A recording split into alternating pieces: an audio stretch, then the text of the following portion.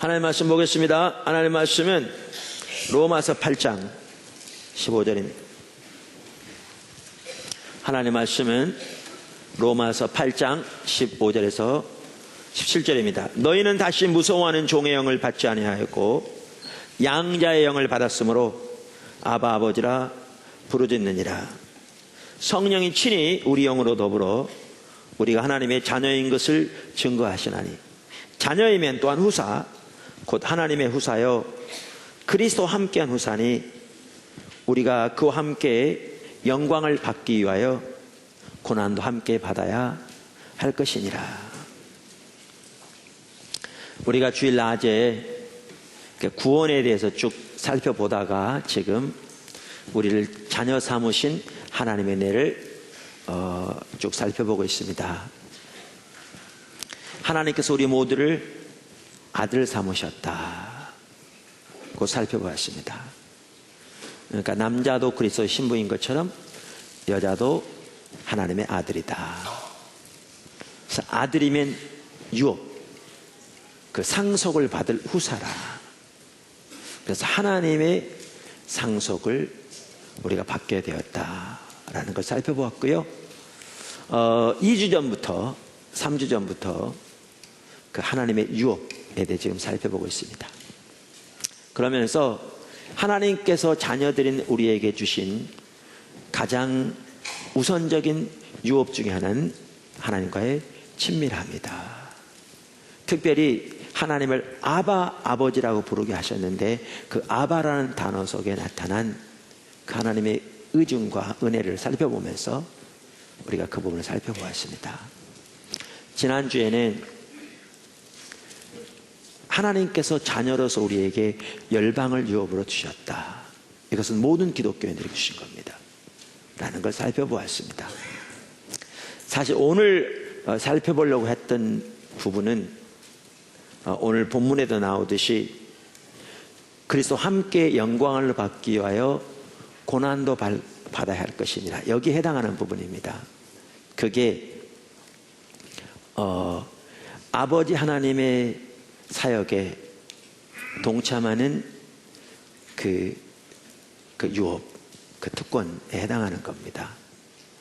그런데 제가 어제 말씀드린 대로 12시 다 돼서 밤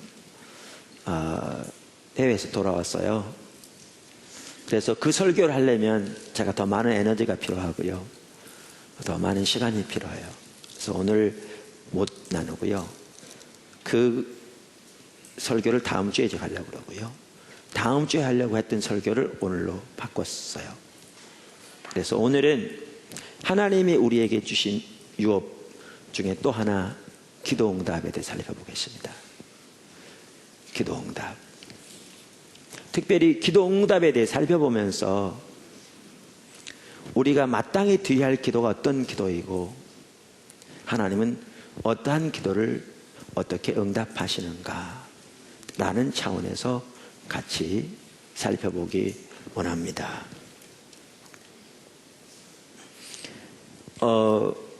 마태복음 7장 7절에서 11절을 보면 우리가 잘 아는 구절입니다. 이렇게 나와 있거든요. 구하라 그러면 주실 것이요, 찾으라 그러면 찾을 것이요, 문을 두드리라 그러면 너희에게 열릴 것이니 구하는 이마다 얻을 것이요 찾는 이가 찾을 것이요 두드리는 이에게 열릴 것이니라. 너희 중에 누가 아들이 떡을 달라 하면 돌을 주며 생선을 달라 하면 뱀을 줄 사람이 있겠느냐.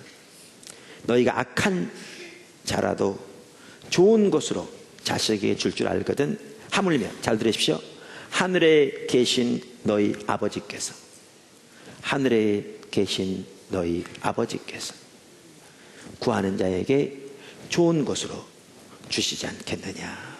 이걸 보면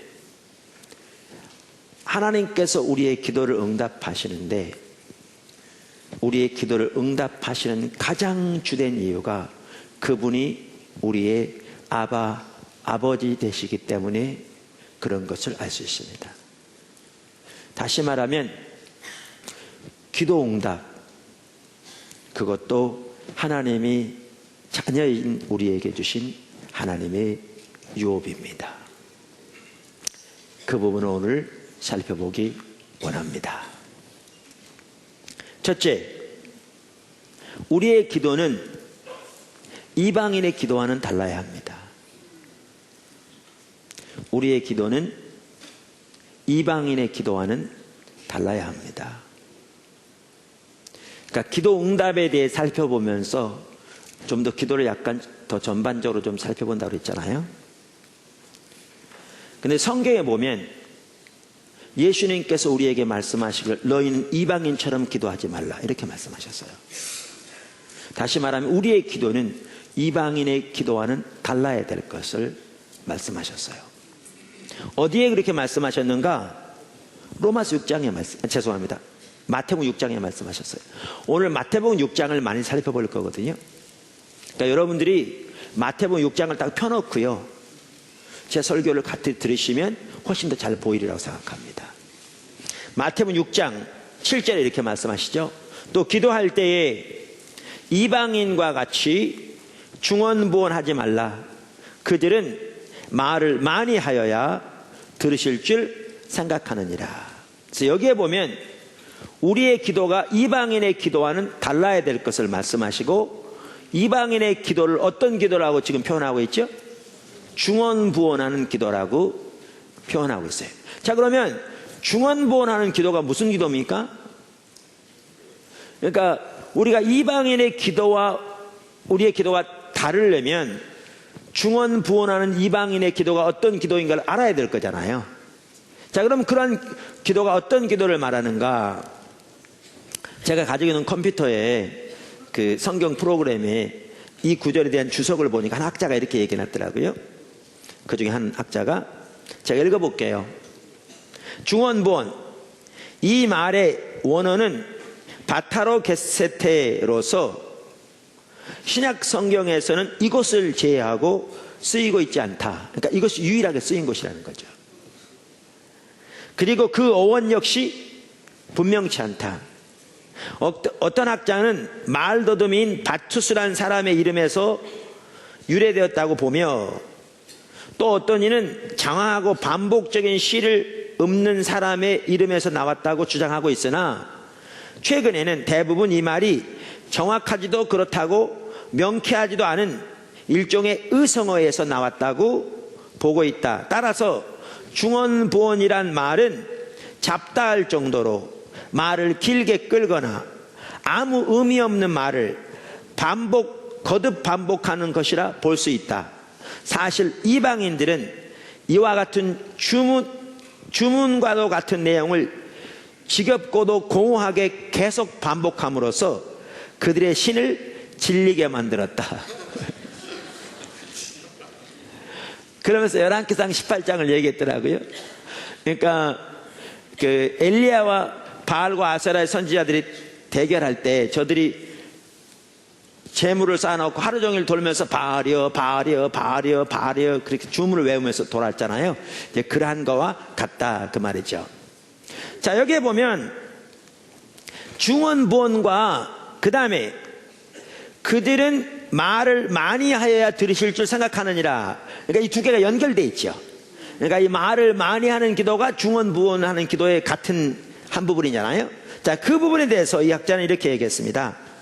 말을 많이 하여야, 그러면서 이는 중언부언하는 기도의 한 방법이다. 그렇다고 기도가 언제나 짧고 간단해야만 되는 것은 아니다. 이 말은 우리의 기도가 길다고 반드시 그것이 중언부언하는 기도는 아니라는 겁니다.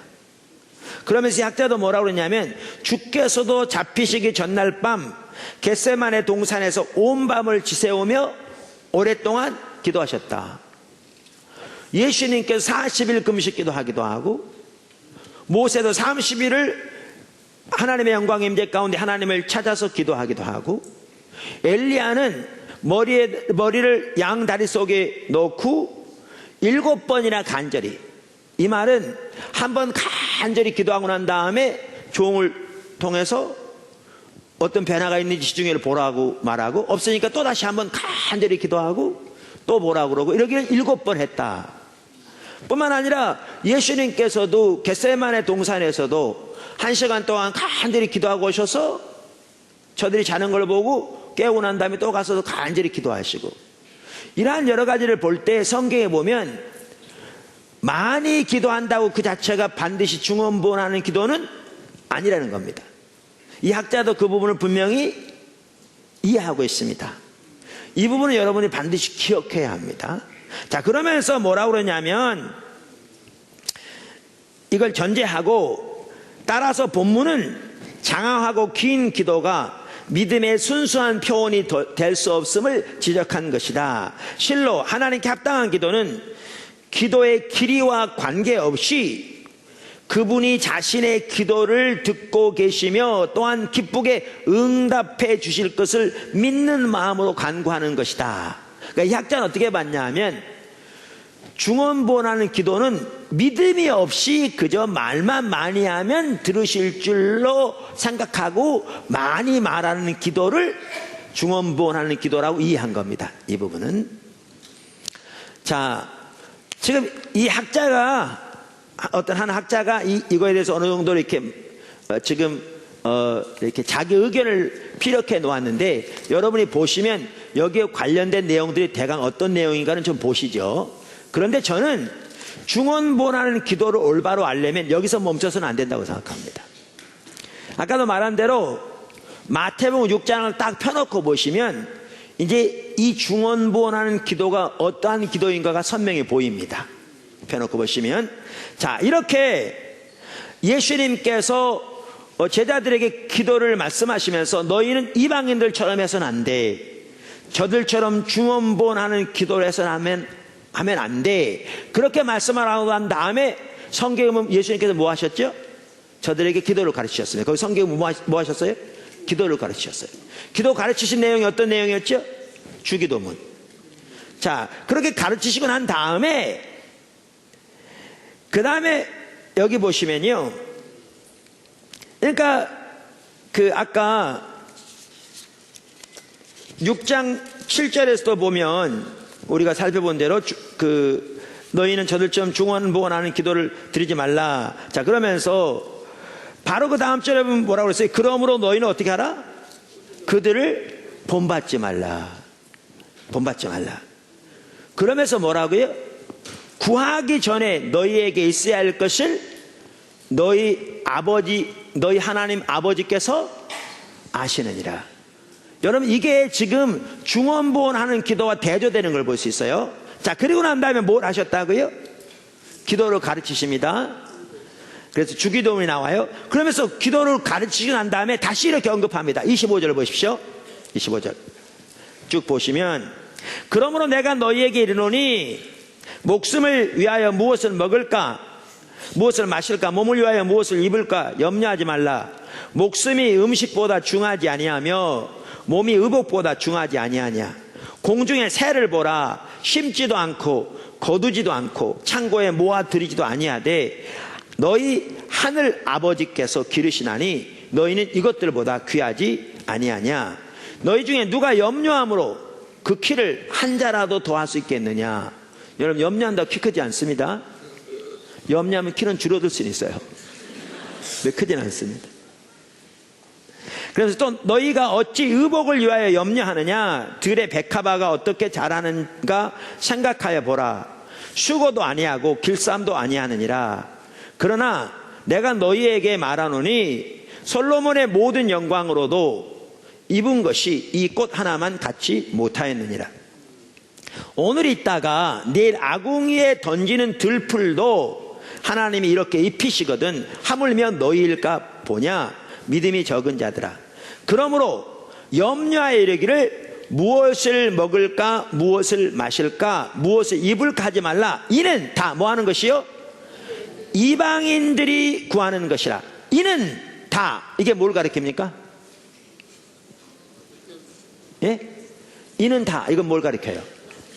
바로 위에 나온, 여러분이 성경 보는 눈이 생겨가죠. 바로 위에 나온 무엇을 먹을 것이며 무엇을 입을 것이며 무엇을 마실 것이며, 다시 말하면 세상에서의 자기의 목적을 위한 여러 가지 필요들을 말하는 거죠. 필요들을. 이것은 다 누가 구하는 것이라고요?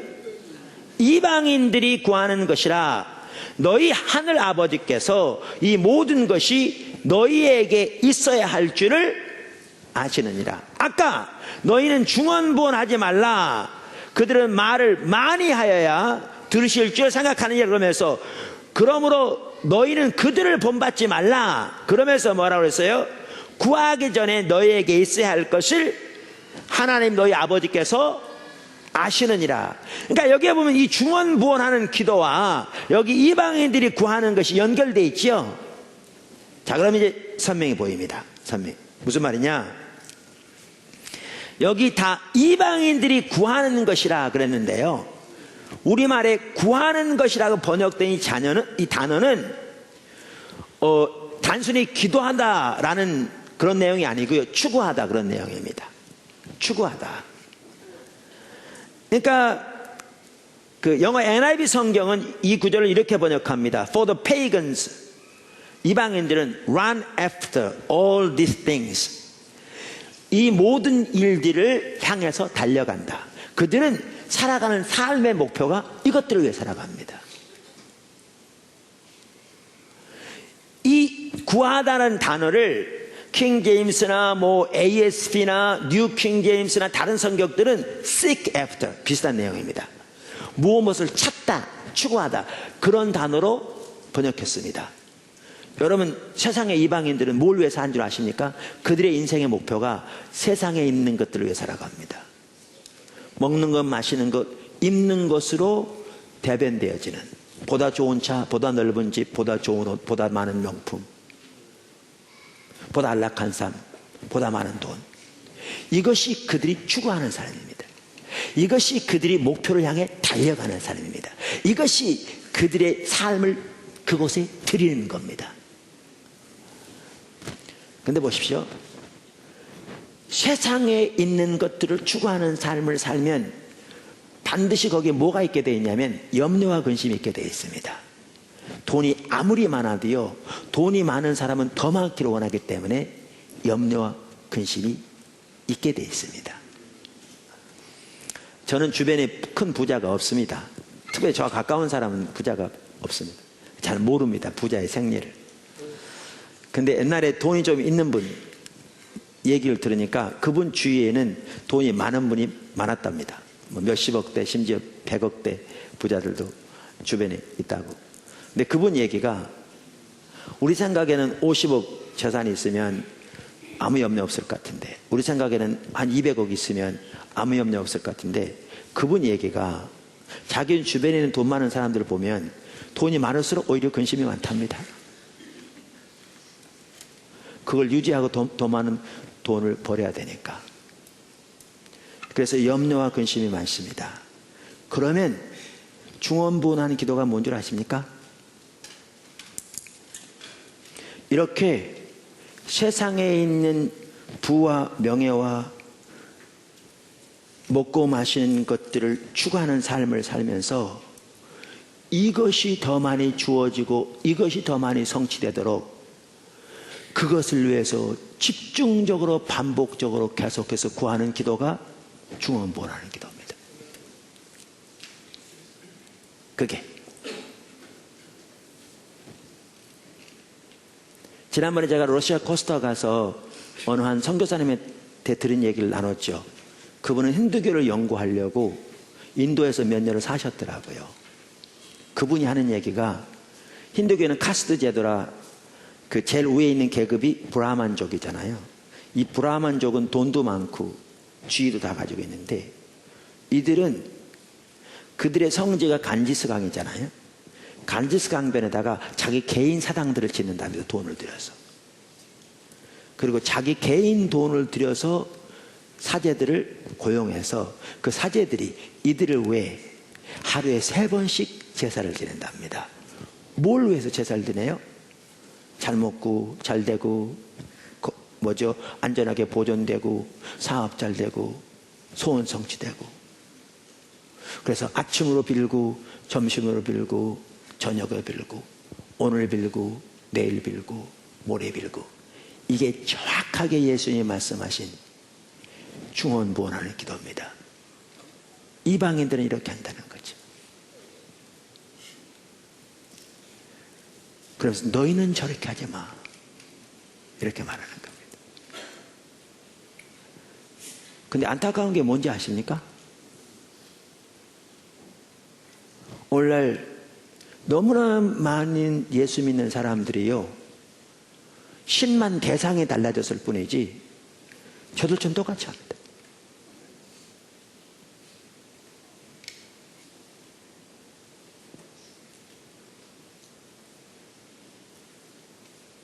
하나님을 모르는 이방인들과 똑같은 목표를 가지고 살아가고요, 똑같은 것들을 추구하고요, 그리고 기도할 때 똑같은 것들을 위해 줄기차게 기도합니다.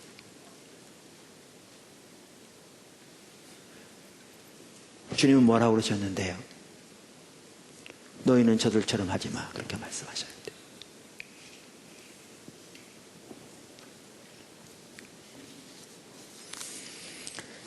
그래서 우리가 기도 응답에 대해 살펴보면서 우리가 먼저 기억해야 할 것은, 우리의 기도는 이방인의 기도와는 달라야 합니다. 이방인으로 같은 중언부언하는 기도를 기도에서 돌이켜야 합니다. 그거는 성경에 말하는 참다운 기도가 아닙니다. 그건 이방인들이 하는 기도입니다. 불교 신자들이 하는 기도고요, 힌두교 신자들이 하는 기도고요, 다른 모든 종교를 믿는 사람들이 하는 거고요.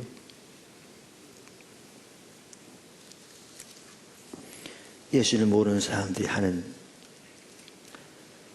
기도요 삶의 방식입니다. 두 번째, 우리는 하나님의 나라를 위해 살아야 합니다. 우리는 하나님의 나라를 위해서 살아야 합니다.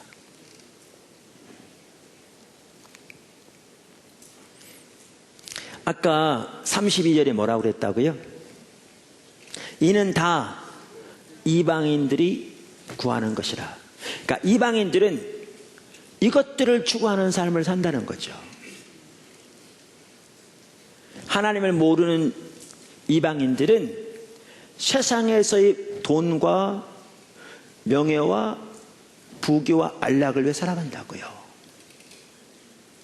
그것을 줄인다면 무엇을 입을까, 무엇을 먹을까, 무엇을 마실까를 위해 살아간다고요. 그러면서 뭐라고 그러냐면, 바로 다음 절에 예수님께서 너희는, 그러니까 지금 대조하고 있습니다. 이게 이방인들의 사는 삶이다. 근데 너희는 하나님의 백성이다. 너희는 하나님의 자녀다. 그러니까 너희는 그걸 어떻게 살라고 그러느냐? 먼저 그의 나라와 그의 의를 구하라. 이 말은 너희는 저들과는 달리 하나님 나라를 위해 살아야 돼, 이렇게 말씀하고 있습니다.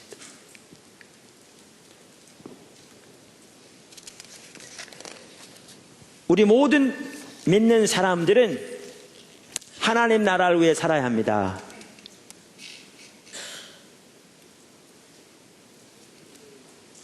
하나님 나라를 위해 살아야 합니다. 어떤 사람들은요, 아까도 말씀드린 대로 예수를 믿으면서도 이방인들과 똑같이 합니다. 똑같이. 그러니까 삶의 목표 자체가 이방인들이 추구하는 것을 똑같이 추구하고, 그것이 살아가는 이유고, 그것이 삶의 목적입니다. 그리고 하나님은 그러한 자기의 삶의 목적을 위한 수단에 불과하죠. 그럼 이런 사람들의 기도는 이방인 똑같이 합니다.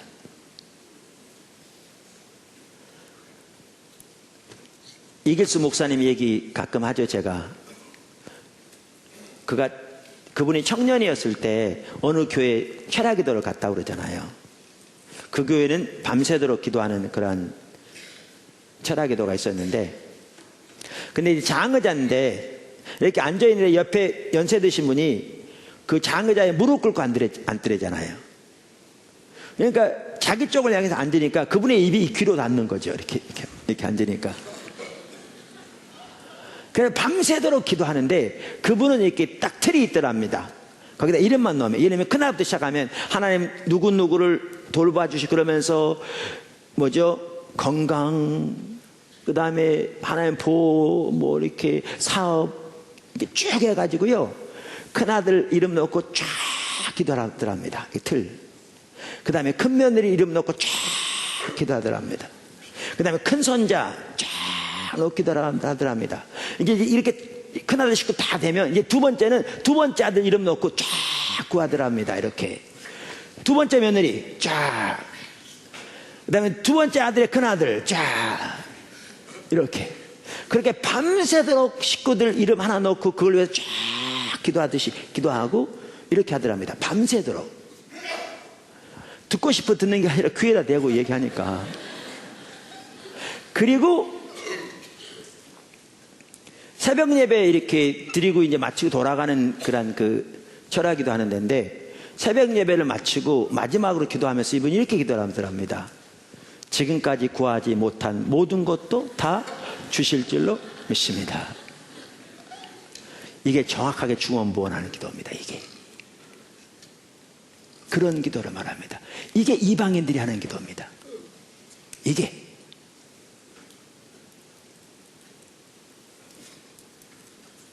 우린 이걸 기도라고 그럽니다. 적지 않은 사람들이 예수 믿으면서도. 너무 안타까운 사실이죠. 그러니까 이런 이해를 가지고 있다 보니까 아까 성경 마태복음 6장 33절만 하더라도 어떻게 해석하느냐? 완전히 자기 식대로 해석합니다. 어떻게? 너희는 먼저 그의 나라와 그의 의를 구하라. 그리하면 이 모든 것을 너희에게 더하시리라. 이러한 이해를 가지고 있는 사람들은 아까도 말한 대로 이 모든 것, 그걸 위해 살아갑니다. 이방인과 똑같이. 그래서 그런 사람들은 하나님 나라와 의를 구하라, 이 부분도 하나님 나라와 의를 먼저 구하면 하나님이 이걸 주시겠지. 그래서 이걸 위해 하나님 나라와 의를 구합니다. 그리고 그들이 말한 하나님 나라와 의는 종교적인 어떤 헌신과 희생을 말합니다. 무슨 말이냐? 주일날 교회에 나오는 것도 교회에 나오면 이거 주실 줄 알고,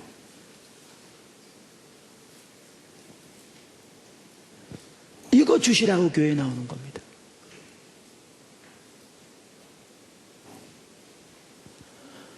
또 그러죠. 장사하는 분은 목사님이 신방 가자 그러면 하나님 나라 의를 먼저 구하라고 그랬으니까 목사님이 신방 따라가면 내 장사 잘 될 거니까, 그래서 장사 잘 되게 신방 따라가는 거죠. 그래서 이 구절을 그렇게 해석합니다. 주님이 말씀하신 바는 그게 아닙니다. 금방 이방인의 삶을 말씀드렸는데 이건 이방인들이 사는 거야.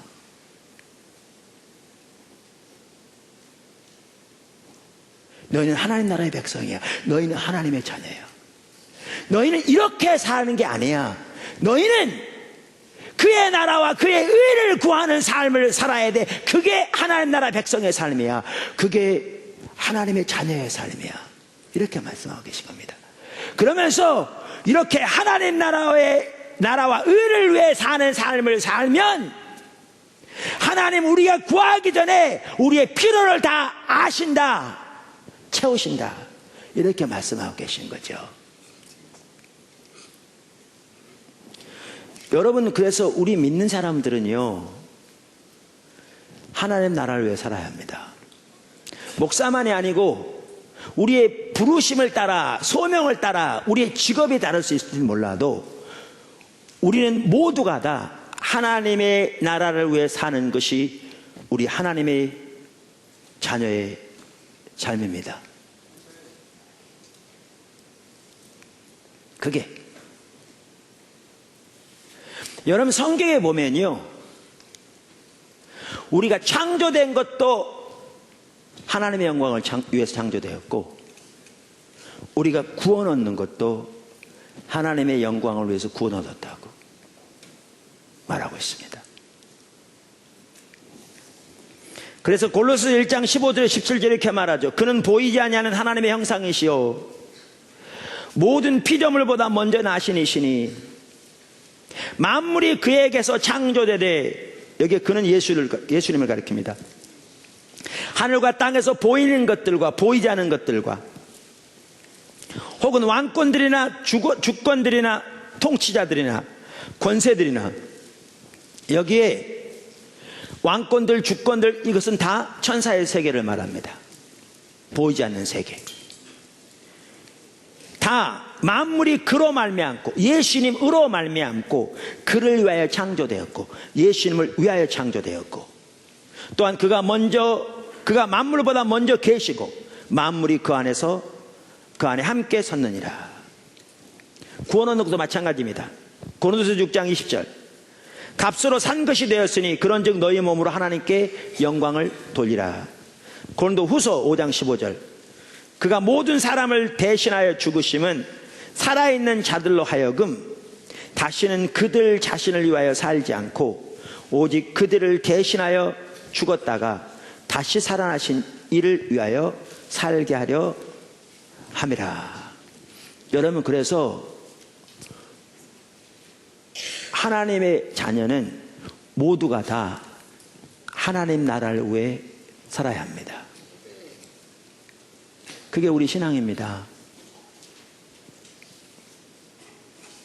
그게 우리 신앙입니다.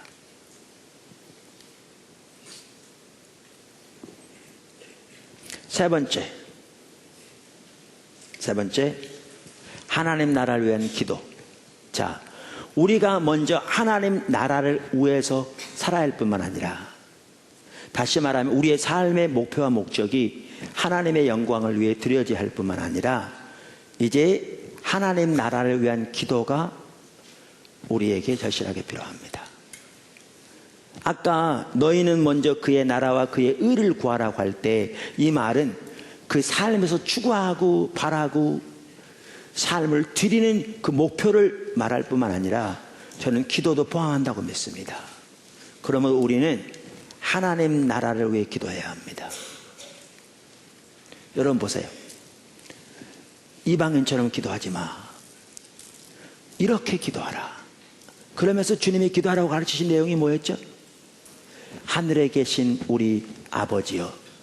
우리 지난번에 살펴본 대로 이 아버지라는 단어가 아바라는 단어였을 수 있는 확률이 많다고요. 천지를 창조하신 만군의 여호와, 그분을 아바라고 부르면서 그 경외함과 두려움과 그 기쁨 가운데서 아바라고 부르면서 그분께 나아가되 뭘 위해 권하라고요? 하나님의 이름이 거룩히 여김을 바르시도록, 하나님의 나라가 이 땅에 임하시도록, 하나님의 뜻이 하늘에서 이루어진 것 같이 땅에서도 이루어지도록, 이게 하나님 나라의 기도입니다. 이게 우리들이 추구해야 할 삶의 목표일 뿐만 아니라 우리가 기도해야 할 핵심적인 내용입니다.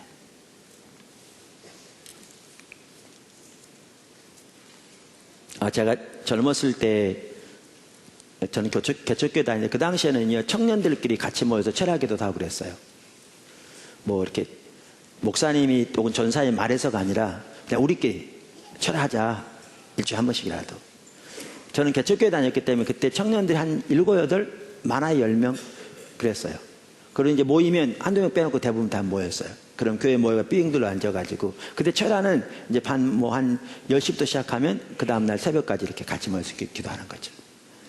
또 그게 제가 다니는 교회에서만 그렇게 한 게 아니라 보편적이었어요. 이렇게 모여서 기도하는 것이. 기도했는데 모여서 기도하다 보면 돌아가면서 이렇게 기도 제목을 내놓고 그걸로 해서도 같이 기도하고 됐어요. 근데 제 차례가 오면 저는 항상 3가지 제목밖에 생각나는 게 없었어요. 지금도 기억이 나는 것 같아요. 그 3가지가 뭐였느냐? 지금 읽은 3가지. 왜? 그거면 충분한 것 같았어요. 나머지는 주님이 다 아시기 때문에. 우리의 마음의 생각까지 하신다고 그랬잖아요.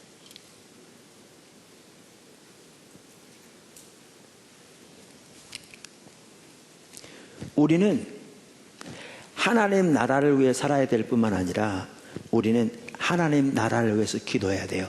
그것이 주님이 우리에게 기도하라고 말씀하신 거예요. 그것이.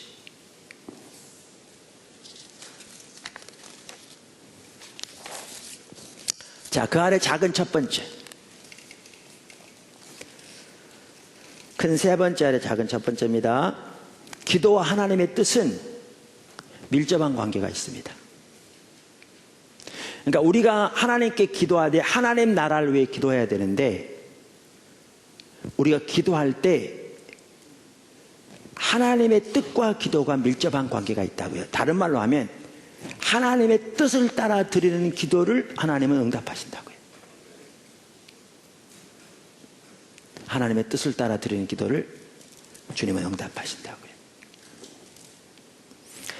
요한복음 요한 1서 5장 14절 15절, 저는 이 구절이 아주 중요하다고 생각합니다. 저는 요한처럼 되었으면 좋겠어요. 이게요 아주 깊은 의미를 가지고 있어요. 여러분도 요한처럼 되었으면 좋겠어요. 그렇게 되길 축복합니다. 이게 무슨 말인지 아세요? 제가 말하는 의미가? 자, 한번 보실래요? 요한 1서 5장 몇 절이라고요? 14절. 그를 향하여, 그러니까 하나님을 향하여, 그분이 아버지 되시잖아요.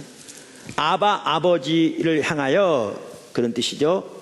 우리가 가진 바 담대한 것이 이것이니 그의 뜻대로 무엇을 구하면 들으심이라. 그러니까 우리가 무엇이든지 하나님의 뜻대로 구하면 하나님이 어떻게 하신다? 들으신다고요. 근데 제가 요한처럼 됐으면 좋겠다, 여러분이 그렇게 됐으면 좋겠다, 또한 그 말은 이 말이 아니에요. 그 다음 절에 있어요. 우리가 무엇이든지 구하는 바를 들으시는지를 뭐한즉? 안즉 우리가 그에게 구한 그것을 얻은 줄을 또한 아느니라. 여기 안다는 말은요 경험으로 아는 것을 말해요. 성경에 나온 모든 그러니까 이런 단어들이 그렇듯이 이 말은 머리로 아는 게 아니고요 가슴으로 안다는 말이에요. 무슨 뜻이냐면 이 뜻이에요. 우리가 하나님의 뜻대로 구하면 하나님은 그것이 무엇이든지 들으십니다. 그래서 요한은 이거예요. 요한은 자기가 하나님의 뜻대로 구할 때마다 하나님이 그 기도를 들으시는 것을 수없이 많이 경험한 것 같아요. 그래서 요한은 말하기를 자기가 무엇이든지 하나님의 뜻을 따라 구하면 그분이 들으실 것을 알았어요. 머리로 하는 게 아니고요 가슴으로. 이건 대단히 놀라운 믿음의 표현입니다. 이게 믿음의 표현이거든요. 하나님이 들으실 것을 알았어요. 일이. 그러니까 그는 하나님의 뜻을 따라 구했으면 이미 받은 줄로 알았어요. 일이가 아니라 일이. 그리고 하나님은 반드시 그렇게 역사하셨어요. 그만큼 요한은 그의 삶 속에 기도 응답이 함께 했어요. 그만큼 요한은 하나님의 뜻을 따라 구할 때 응답하신 하나님을 삶에서 수없이 많이 경험했어요. 그래서 하나님의 뜻을 따라 구하면 이미 들으신 것을, 그러니까 이미 자기가 받은 걸 알았다니까요. 그러니까 너무나 많은 사람들이 이런 구절을 읽으면 그래요. 믿습니다, 받은 줄로 믿습니다. 아니요, 적지 않은 사람들이 믿습니다 하는 이유가요 안 믿어지기 때문에 믿으라는 거예요. 그러니까 안 믿어지기 때문에 믿으려고 노력하는 거예요. 믿습니다, 믿습니다, 믿습니다. 안 믿어지니까. 그러니까 또 안 되면 또 세게 통성으로 기도하죠. 믿습니다, 믿습니다, 믿습니다. 이렇게 막 기도하다 보면 마치 자기를 세뇌시킨 것처럼 하다 보면 어느 순간에 진짜 그럴 것처럼 믿어지는 것 같아. 그러면 됐다 생각하는 거죠. 아니요, 그거는 믿음이 아니에요. 그건 자기 세뇌시킨 거죠. 어떤 사람이 그래가지고 물 위로 걸을 줄 믿습니다 가지고 한탄 가게 뛰어내렸다가 죽을 뻔했다고 그러잖아요. 그게 아니고요, 이거는 하나님과의 관계에서 하나님을 알되 하나님의 뜻을 따라 구하는 기도는 그분이 반드시 들으시는 분임을 알게 하신 거죠. 하나님과의 관계에서 삶을 통해 경험으로. 그러니까 요한은 주님의 뜻을 따라 구하는 기도는 무엇이든지 들으신다고, 이것이 성경입니다. 하나님의 뜻을 말할 뿐만 아니라 자기 스스로도 그렇게 무엇이든지 구하면 그분이 들으시는 걸 알았고요. 일이 아니라 알았고, 그래서 구한 것을 이미 받은 걸로 알았어요. 놀라운 은혜입니다. 그러니까 이 은혜가 저에게 여러분에 있기를 축원한다 그 말이에요. 근데 여기 보시면 놀라운 게 이렇게 하나님은 우리의 기도와 하나님의 뜻이 밀접한 관계가 있습니다. 그러니까 하나님의 뜻을 따라 구할 때 뭐죠? 응답하십니다.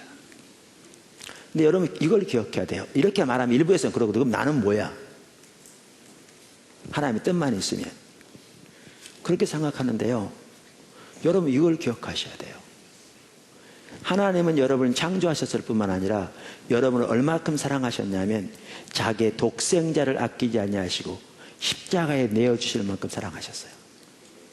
뿐만 아니라 그분은 영원 전부터 영원 끝까지를 우리는 한 치 앞도 못 내다보고 있거든요. 저는 그 일본 그 쓰나미를 보면 이게 인간이 한계 같더라고요. 과학이 그렇게 발달했을지 몰라도요. 어느 순간 지진이 꽉 났고 지진 나자마자 그 쓰나미를 붙여서 그 엄청난 피해를 닥쳤는데 그 1초 전까지 아무도 몰랐거든요.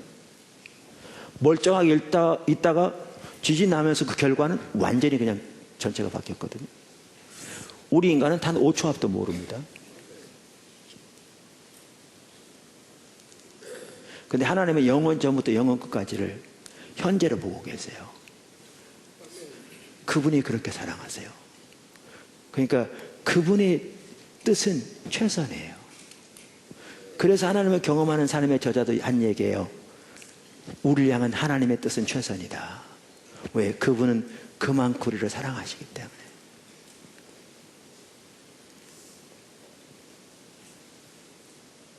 그래서 하나님의 뜻을 따라 구하는 기도가 최선입니다.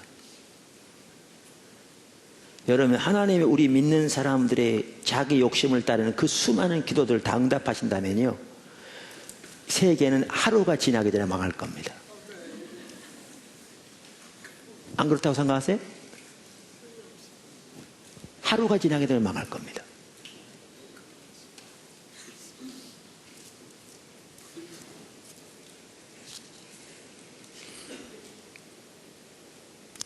이처럼 기도와 하나님의 뜻은 밀접한 관계가 있습니다. 그러니까 우리는 하나님의 뜻을 따라 기도해야 합니다. 다시 말하면 하나님의 나라와 영광을 위해 기도해야 합니다. 우리의 기도의 모델은 누굴까요? 예수님이죠. 모든 면에서 예수님이 우리의 가장 온전한 모델이시죠. 믿으십니까? 예수님이 어떻게 기도했는가는 성경에 종종 나오는데요, 무엇을 위해 기도했는가는 거의 안 나와요. 근데 너무나 감사하게도 요한복음 17장에 보면 예수님이 기도하신 내용이 나와요. 그게 소위 말하면 대제사장적 기도라는 거예요. 예수님이 마지막으로 십자가 지시기 전에 제자들을 불러 모아놓고 여러 가지를 가르치시면서 그들을 위해 기도한 내용이 요한복음 17장에 기록되어 있어요. 근데 제가 여러분 시간이 많지 않기 때문에요, 그 읽으려고 하지 않아요. 요한복음 17장에 보면 예수님이 기도할 때 아까 이방인들이 중언부언 하는 것처럼 그렇게 기도했더냐고요. 예수님이 살아가는 목적이 어떻게 하든 좋은 차를 좀 더 타고 다니고, 그 당시 차가 없다면 어떻게 하든 좋은 마차를 좀 더 타고, 어떻게 하든 좋은 백마를 좀 사서 다니고, 어떻게 좀 폼나는 좀 옷을 입고, 어떻게 더 맛있는 좀 고기를 먹고 살까, 어떻게 저들은 좀 지배하며 살까, 어떻게 좀 더 높은 자리에 오를까, 이것 때문에 고민하고, 이것 때문에 추구하고, 이것 때문에 제자들을 이용하고, 그러면 사람 앞에 엎드려 기도할 때마다 오 하나님 주시옵소서 이렇게 기도했던가요? 거기 보니까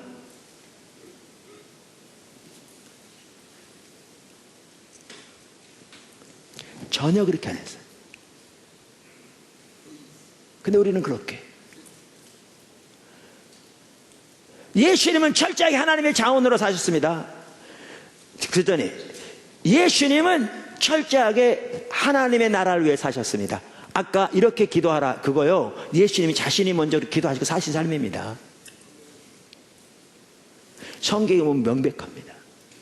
그렇게 사실 뿐만 아니라 이렇게 사셨기 때문에 예수님은 누구의 자원으로 사셨어요?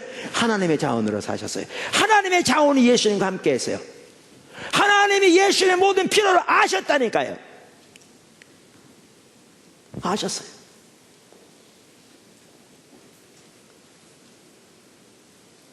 그러니까 예수님이 우리에게도 동일하게 말씀하시는 거죠.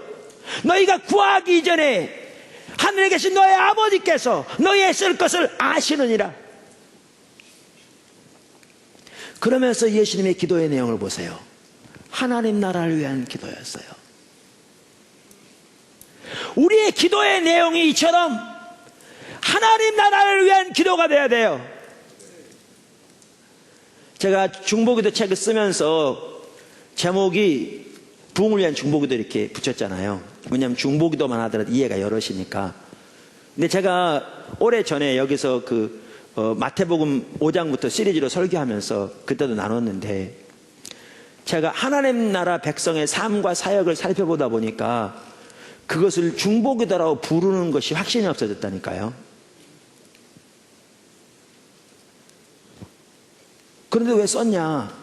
왜 확신이 없어졌냐면요, 성경에 보면 그게 특별한 중보기도가 아니고요, 그게 하나님의 백성들이 해야 할 기도예요. 그게 구약의 모세, 사무엘 누구든지 하나님의 백성들이 했던 기도고, 그게 예수님이 했던 기도고, 그게 초대교회 성도들이 사도들이 했던 기도고요, 그게 다른 기도가 아니고 하나님의 백성들이 우리들이 해야 할 기도가 바로 그러한 기도예요. 그러니까 그걸 중보기도라고 부르는 것이 확신이 없을 만큼 그게 하나님의 백성들이 할 기도예요. 근데 왜 그렇게 부르느냐? 우리는 기도를, 이방인과 같은 기도를 기도라고 생각하니까. 너무나 심각하게.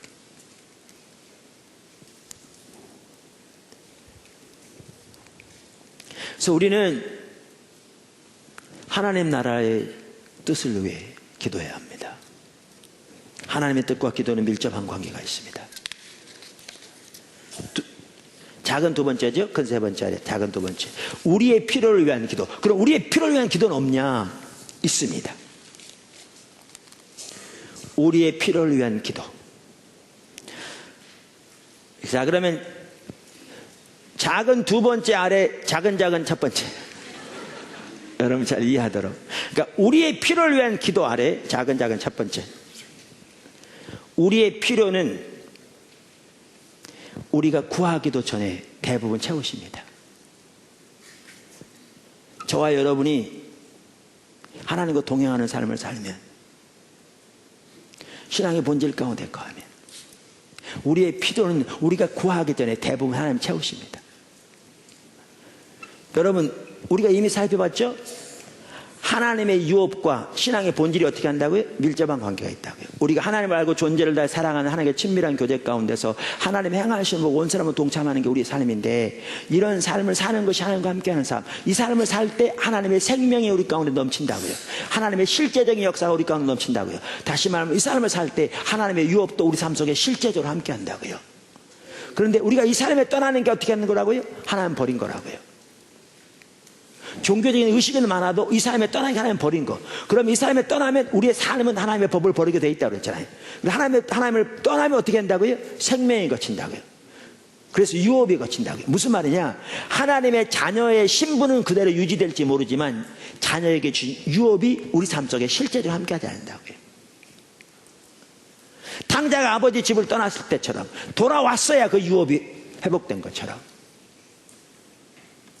탕자가 아버지 집을 떠나 있었을 때도 아들이었고 아들을 향한 아버지의 사랑은 조금 더 변함이 없었지만 그 유업이, 아버지의 유업이 함께 할 수 없었던 것처럼 그렇다고요.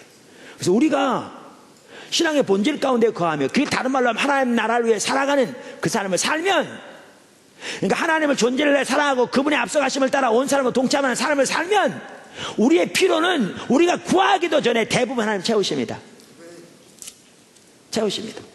성경이 그렇게 돼 있던가요? 안 돼 있던가요? 돼 있어요. 아까 6장 8절에 뭐라고 그랬죠? 마태복음. 그러므로 그들을 본받지 말라고 그러면서 구하기 전에 너희에게 있어야 할 것을 너희 하나님 너희 아버지께서 아시느니라. 이 말은 알고만 있고 가만히 계신다는 얘기인가요? 채우신다는 얘기예요. 32절에서도 이는 다 이방인들이 구하는 것이라 너희 하늘 아버지께서 이 모든 것이 너희에게 있어야 할 줄을 아시느니라.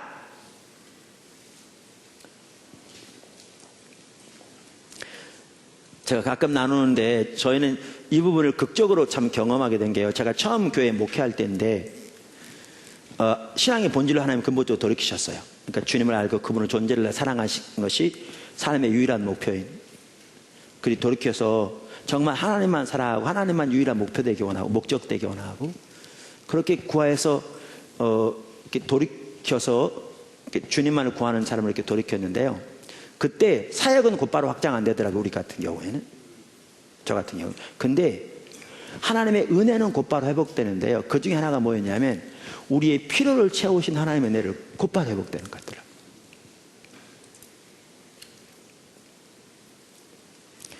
제가 그 당시에 한 10달 동안이요, 교회에서 사례비를 안 받은 적이 있어요. 제가 어떤 이유 때문에 안 받겠다고 그랬어요. 교회를 위해서. 저는 그때 책을 번역해서 살아가려고 생각했어요. 근데 제가 그래서 책을 그 당시 2권 번역했는데요, 우리나라 출판계가 책 번역해서 살 만한 그게 안 되더라고요.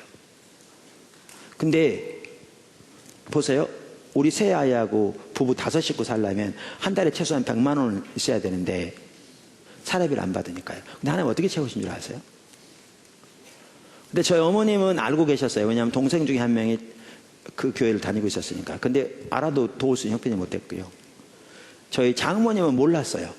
우리가 말 안 했기 때문에요. 알았더라면 처남이 조금이라도 뭐 부담은 가졌겠죠. 도왔겠죠. 근데 저희가 부담 주시어서 안 알렸어요. 어떻게 채우셨냐면 이런 식으로 채우셨어요. 어떤 한 분이 매월 50만 원씩 우리를 도왔어요. 하나님 기도 중에 그렇게 말씀하셨다고. 근데 한 번은 제가 30만 원이 필요하다고 했었거든요. 그 다음에 30만 원 작은 돈이었는데 어떻게 채운 줄 아세요? 그분이 왔더라고요. 그래서 어떻게 왔나 그랬더니 아침에 새벽 기도하는데 하나님의 그런 마음에 감동을 주시더래요. 목사 돈 떨어졌는데 30만 원 필요하다. 목사 돈 떨어졌다 30만 원 필요하다 이렇게 말씀하신 게 아니라 여러 가지 경로를 통해 마음의 감동이 그런 마음을 주셨다는 거예요. 30만 원 가져오셨더라고요. 그런 상황이니까요, 제 아내가 시장을 가도 고기는 살 수가 없어요. 왜냐면 50만 원 해봐야 애들 학용품하고 가장 기본적인 식생활 외에는 할 돈이 없는 거죠. 간식도 제대로 살 수 없어요. 아주 정해진 범위 내에서 일주일에 한 번만 간식을 사요. 그런데 제 아내가 가다가 시장 가다가 어떨 때는 과일을 보고 이 과일 좀 사서 애들하고 같이 먹으면 좋을 텐데 보다가 과일은 여분이에요. 그러니까 사지 못해요. 지나가잖아요. 또 고기보다 지나가잖아요. 아무도 그걸 안 봤어요. 근데 그렇게 그러고 있으면 그날 아니면 그 다음날 고기나 과일이 들어와요. 방법은 여러 가지예요. 성도들이 신방 오기도 하고 오랜만에 친구가 찾아오기도 하고 별 여러 가지 일이 있는데, 근데 너무나 놀라운 사실이 일주일에 한 번만 그런 일이 있었더라도 10달이면 40번 있었을 텐데요, 지금도 그건 참 너무나 놀라워요. 제 아내가 이렇게 보고 고민하다가 지나간 게 소고기였으면 소고기가 들어오죠. 돼지고기 온 적이 없고요. 그게 수박이었으면 수박이 오지 참외가 온 적이 없었어요. 여러분, 이거 수학적으로 따지면 엄청난 확률입니다. 왜냐하면 요즘 고기 종류 얼마나 많아요. 과일 종류 얼마나 많아요. 근데 그 많은 기간 동안에 과일 종류, 고기 종류 바뀐 적이 단 한 번이 없습니다. 그렇게 채웠어요. 우리 목회하면서 지금까지 오도록 여러 가지 어려움도 당했어요. 그러니까 우리 아이들 같은 경우에 그 어려운 시기를 지나면서 마음대로 나름대로 상처가 있는 것 같더라고요. 근데 돌이켜보면 하나님이 우리의 필요 채우지 않은 것 단 하나가 없어요.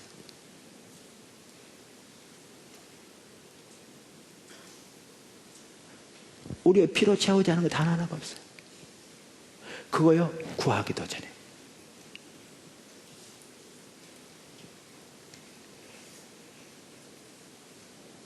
거의 대부분은 구하기도 전에.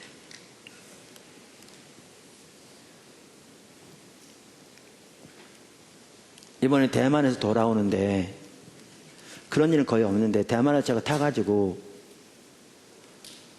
좌석에 딱 앉아서 있는데 성령께서 강하게 임하신 것 같더라고요. 근데 앉아있네요. 제가 모니터 바라보고 있었는데 앞에. 근데 어떤 마음에 이렇게 마음을 주시는데 여러 가지가 포함되는데 그 중에 하나가 뭐가 있었냐면 오는 비행 중에 좀 어려운 일도 있을 것 같더라고요. 근데 하나님 함께 하실 것을 염려하지 말라고 그런 마음을 주신 것 같더라고요.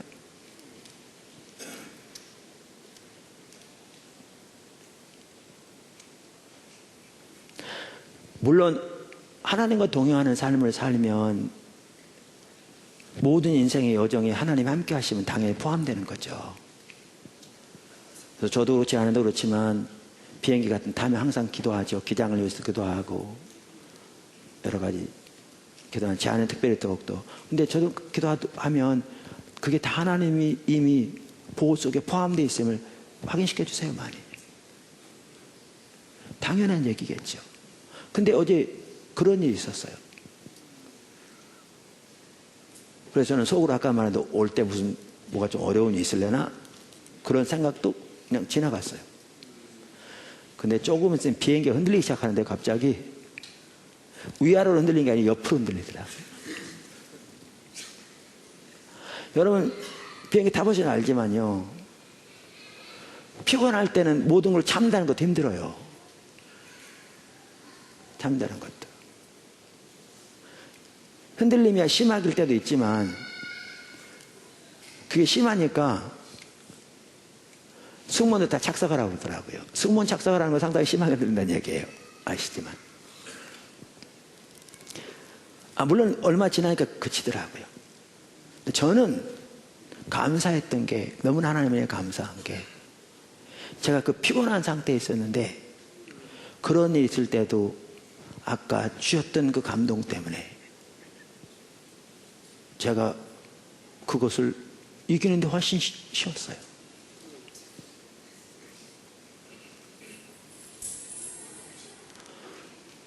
주님은 흔들릴 비행기를 힘들어할까봐 그런 부분까지 신경 쓰신다고요. 제가 다른 얘기 하려고 그런 게 아니고요. 우리 주님은 우리의 필요를 채우시되 대부분 우리가 구하기 전에 채우신다고요. 그분은 우리의 필요를 아신다고요. 머리카락까지 세심 받으신다.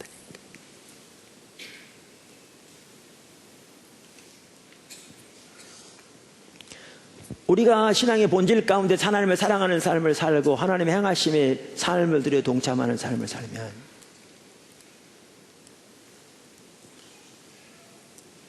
하나님 우리를 필요로 채우신다고요. 그게 하나님이 자녀에게 주신 유업 중에 하나예요. 필요를 채우시는 것도. 자식이 떡을 달라 하면 돌을 줄 자가 있겠으며 생선을 달라 하면 전갈을 줄 자가 있겠느냐, 혹은 뱀을 줄 자가 있겠느냐. 너희가 악한 자라도 자식에게 좋은 것 줄 줄 알거든. 하물며 하늘에 계신 너희 아버지께서 구하는 자에게 좋은 것을 주지 않겠느냐.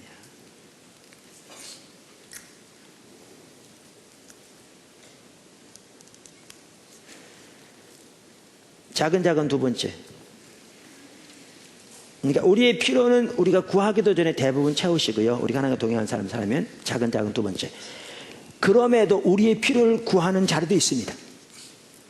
우리가 필요를 위해 구하는 기도도 있습니다. 있어요. 그러니까 우리의 필요를 위해서 구하면 잘못된 것이 아니에요. 우리의 필요를 위한 기도의 자리도 있습니다. 어디에 나옵니까? 아까 주기도문만 하더라도 뭐라고 그랬어요? 세 가지를 말하고 난 다음에 그 다음에 뭐라고 말씀하셨어요? 일용할 양식을 우리에게 주시옵소서라고, 일용할 양식을 위한 기도도 성경적인 것을 분명히 말씀하셨어요. 사실은요, 저와 여러분이 정말 하나님을 존재를 다해 사랑하고 하나님과 동행하는 삶을 산다면 그게 우리 신앙이고요. 우리의 삶의 모든 영역이 하나님의 관심사예요. 믿으십니까? 하나님은 여러분의 교회 생활에만 관심이 있지 않아요. 하나님은 여러분의 부부 생활에도 관심이 있고요. 부모와 자식 간에 관심이 있고요. 여러분의 사업에도 관심이 있고요. 여러분의 여가에도 관심이 있고요. 여러분의 건강에도 관심이 있고요. 여러분 노후에도 관심이 있고요. 그분은 사랑하신 아버지이기 때문에 하나님은 우리의 모든 삶의 영역이 그분의 관심사입니다.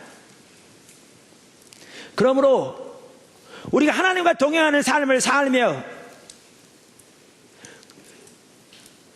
그래서 하나님과의 친밀한 교제 가운데서 그분의 행하심에 온 사람으로 동참하는 삶을 살 때 우리의 삶의 모든 영역에 하나님의 생명이 넘치기를 하나님이 기뻐하시죠. 자, 그래서 대부분의 경우에는 우리의 필요를 우리가 구하기도 전에 채우실 뿐만 아니라 이러한 과정에서도 우리의 필요를 위한 기도의 자리도 있다는 겁니다. 그게 절대 잘못된 게 아니라는 겁니다. 성경은 분명히 그 자리가 있습니다. 여기에 있습니다. 아까 읽은 그 구절에도 너희가 아버지가 떡을 달라면 돌을 줄 자 있겠냐, 생선을 달라면 뱀을 줄 자 있겠느냐라고 말함으로써 뭐죠? 떡과 생선, 기본적인 삶의 그 요소를 말하는 거잖아요. 그러니까 그 필요를 위한 기도도 있습니다. 있어요. 자리가. 네, 여러분 잘 들으십시오. 그렇게 개인의 필요를 위한 기도도 이때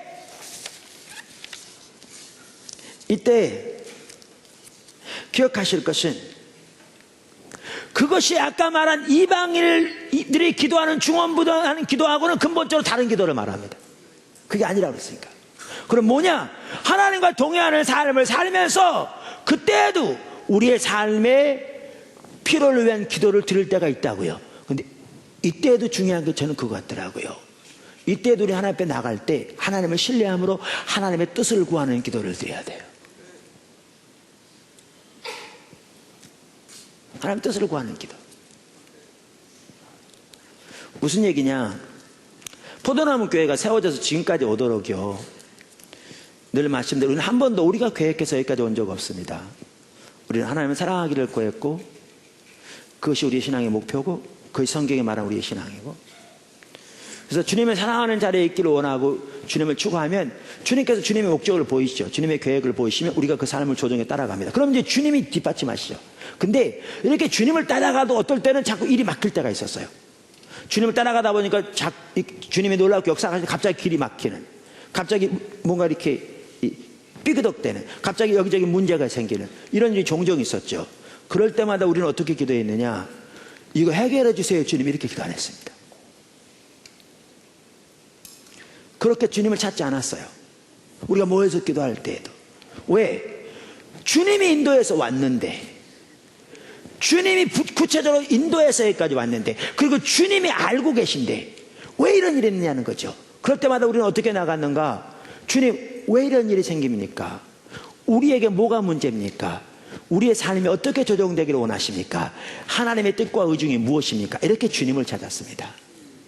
그러면 주님께서 우리가 조정해야 할 부분들, 우리가 회개해야 할 부분들, 우리가 돌이켜야 할 부분들, 또 주님의 또한 보다 온전한 뜻, 주님의 계획을 보이심으로써 우리가 여기서 주님이 보다 합당한 뜻으로 조정하게 하시고, 주님보다 원하신 자리에 우리 삶이 바뀌어지게 하시고, 주님이 기뻐한 자리에 우리 삶이 돌이켜지게 하시고, 이렇게 하면서 주님이 뒷받침하셨죠. 우리의 피를 위한 기도의 자리가 있습니다. 그러나 그때에도 우리는 이방인처럼 하지 않습니다. 삶의 목표가 이방인처럼 되어서도 안 되고, 그게 중원부한 기도도 아니고, 그게 아니라 할지라도 그저 우리의 필요를 따라 우리 생각대로 도와달라고만 무조건 구하는 그런 기도를 드리는 것이 아니죠. 하나님을 신뢰함으로, 주님을 믿음으로 의지해서 주님을 구하고 주님의 뜻을 따라서 주님을 구할 때, 그리고 그것에 맞춰 우리 삶이 조정되질 때 우리는 한 단계 주님 안에서 업그레이드 되고 주님과 동행하는 삶에 더 자라나게 되고 주님이 더욱더 우리를 뒷받침하게 되는 것이죠. 그렇게 나가야 합니다. 그러니까 시편 119편의 기자만 하더라도요, 그는 삶의 역경 가운데서 집중적으로 구했던 게 뭐냐? 주님의 뜻을 알기를 구했어요. 주님의 길을 알기를 구했어요. 하나님의 말씀을 묵상하며 하나님께서 마음을 열어주셔서 주의 길을 보여달라고, 주님의 법의 소중함을 보여달라고, 주님의 법을 깨닫게 해달라고 기도하죠. 왜요? 주님의 길에 행하기 원했기 때문에요. 그렇게 나가야 합니다. 그렇게. 그러니까 그것이 다윗이건 그것이 모세건 그것이 바울이건 하나님의 귀한 사람들은 하나님 앞에 나아가 그분을 찾을 때 그분을 찾는 중요한 것 중에 하나가 뭐냐? 그들의 삶에서의 하나님의 뜻을 구하는, 그분께 묻는 거였다니까요. 그러니까 필요를 위해서 기도할 때에도 그저 이방인처럼 자기 생각대로 무조건 도와달라고 떼쓰는 기도가 아니라 하나님을 신뢰함으로 나아가 주님의 뜻과 의중을 구하고 주님의 계획과 목적을 구하여 그렇게 삶이 조정됨으로 주 앞에 나가서 구하여 조정되어질 때 그때 하나님이 놀라운 뒷받침을 경험하게 되는 것이죠.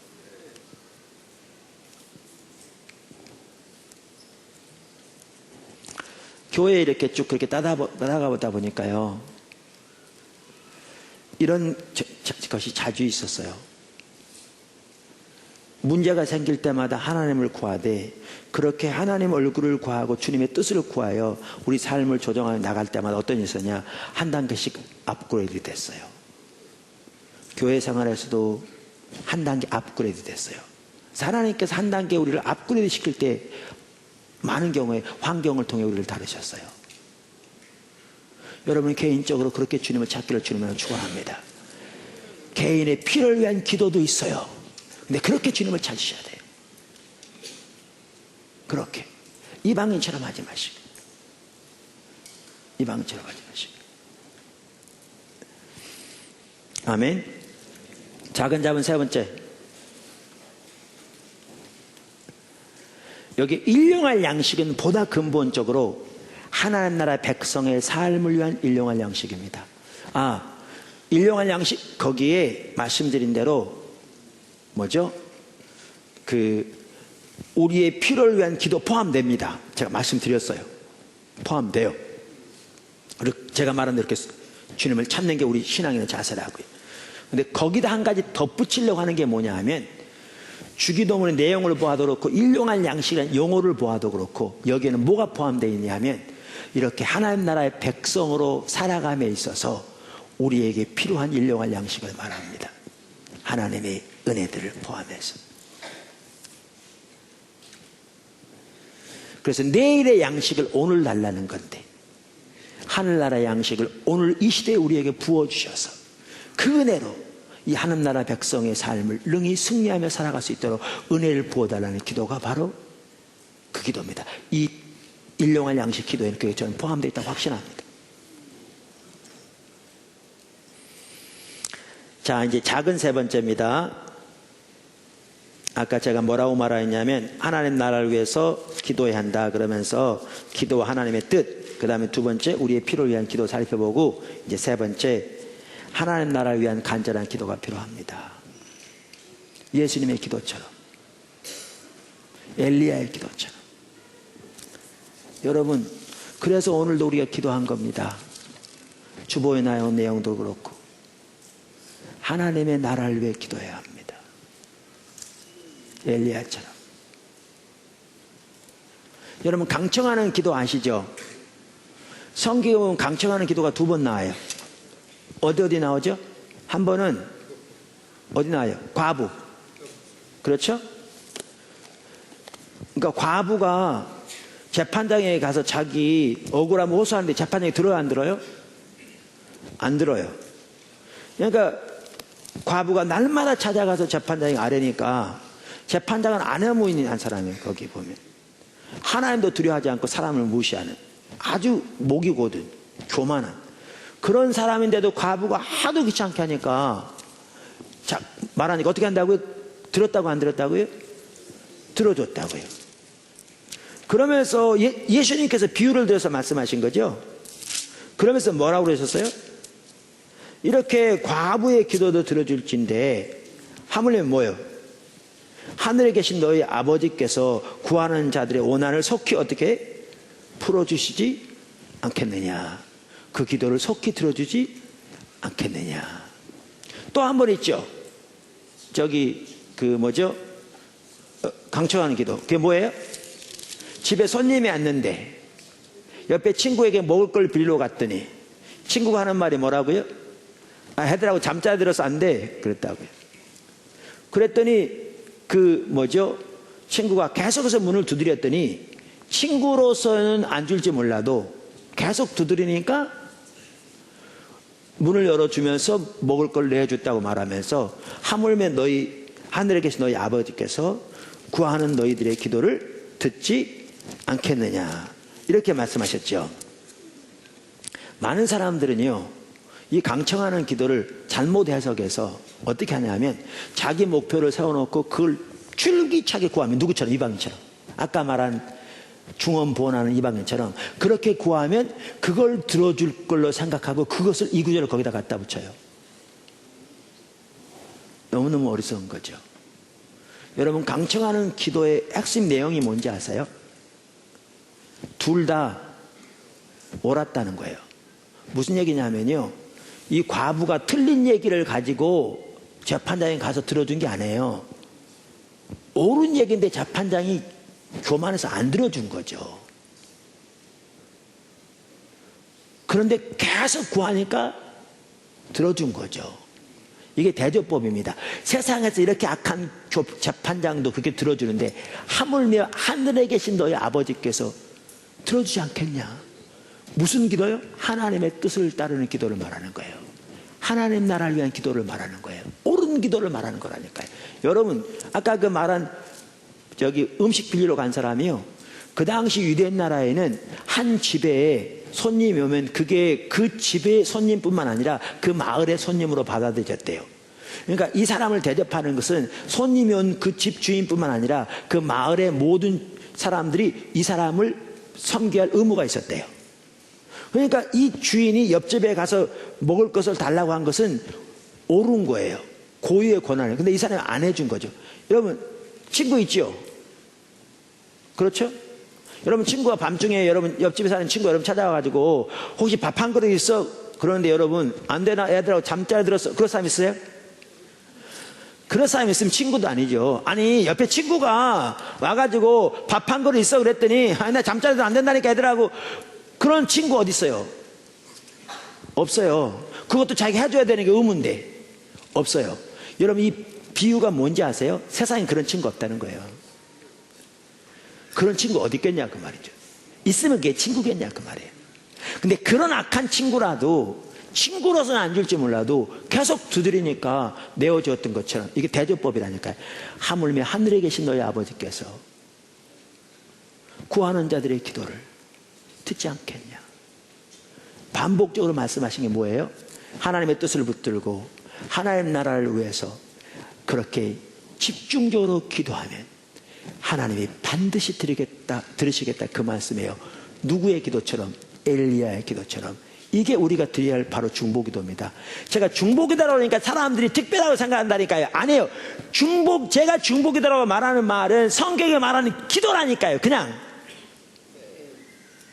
우리가 드려야 할 기도예요. 근데 이 기도를 우리는 너무나 잘못되게 생각하고 있으니까 제가 그걸 중보기도라고 부르는 거죠. 이게 우리가 드려야 할 기도예요. 이게 하나님 나라의 백성이 드려야 할 기도예요. 이게 하나님의 자녀가 드려야 할 기도예요. 우리가 그렇게 기도할 수 있기를 축복합니다. 오늘도 기도한 것처럼 그렇게 하나님의 뜻이 이루어지도록 우리가 기도해야 돼요. 그렇게. 그럼 하나님이 어떻게 해요? 반드시 그 기도를 응답하시죠. 반드시 응답하십니다. 마지막으로 네 번째, 큰 네 번째입니다.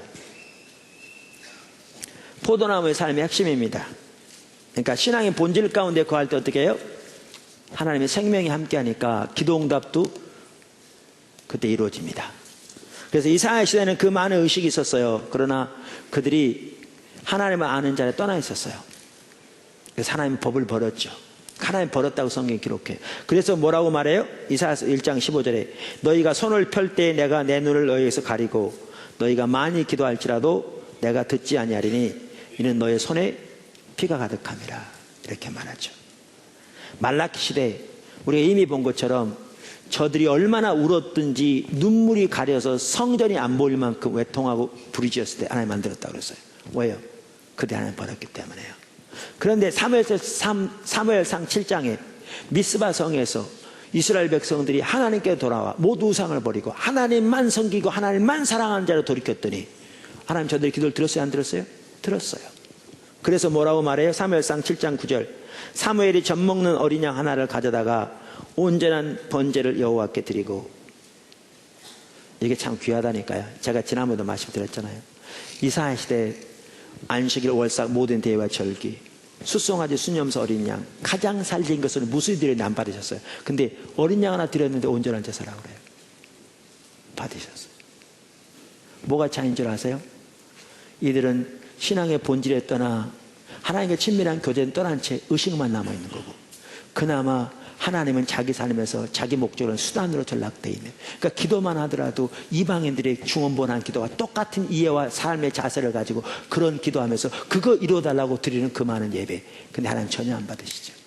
근데 이들이 하나님만을 사랑하고 주님의 길로만 향하며 주님만을 섬기는 자리로 돌이켜서 드리는 이 한 마리의 양의 제사를 받으시며 이 기도를 응답하신 거죠.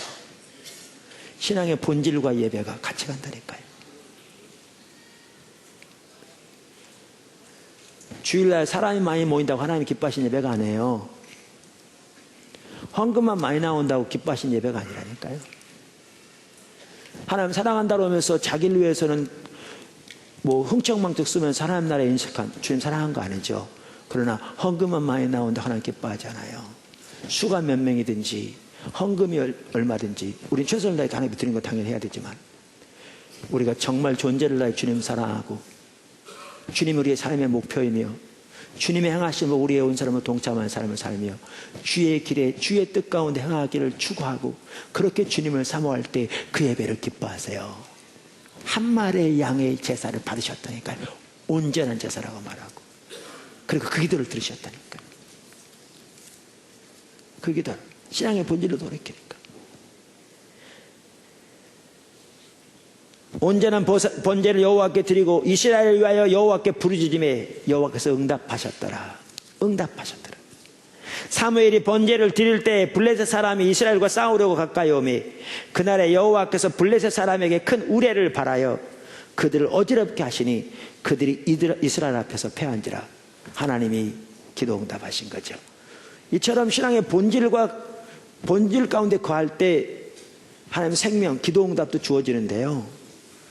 말씀드린 대로 신앙의 본질과 그게 포도나무의 삶이에요.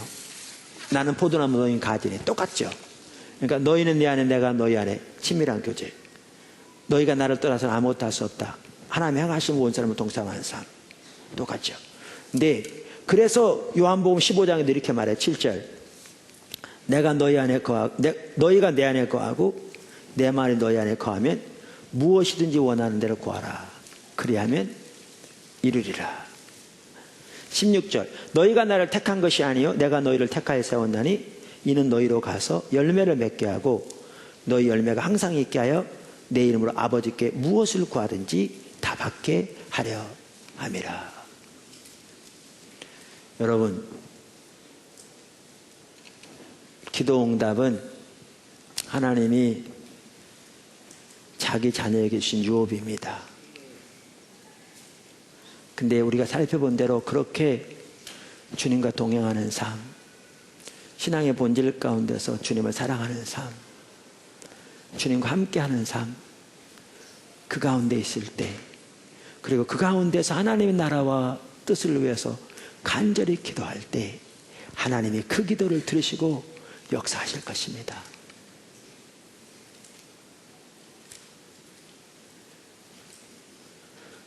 여러분, 이 시대에 여러분들이 사도 요한과 같이 그렇게 기도 응답에 대한 하나님의 유업을 삶에서 경험함으로 그렇게 믿음, 하나님의 뜻을 따라 구하는 기도는 그분이 들으시기 때문에 들으신 줄 안즉 뜻을 따라 구하는 것을 이미 받은 줄로 아는 그러한 믿음의 사람들이 되어서 정말 이 시대에 행하신 그 놀라운 일들, 오늘도 나눈 광고 시간 나눈 그 수많은 일들, 가장 먼저는 여러분 삶 속에 하나님이 예배하신 그 정말 그 생명이 넘치고 은혜가 넘칠 뿐만 아니라 이 나라와 열방 가운데서 이 시대 어느 세대들 가운데서 행하시는 하나님의 그 놀라운 일들을 위해서 귀하게 쓰임받는 여러분 되시길 주님으로 축원합니다. 기도를 통해 그것이 하나님의 자녀인 우리에게 주신 하나님의 유업입니다. 여러분에게 주신 하나님의 유업입니다. 그 유업을 누리며 살아가는 진정한 하나님의 자녀, 하나님 백성 우리 모두가 되기를 다시 한번 예수님을 축원합니다. 기도하겠습니다.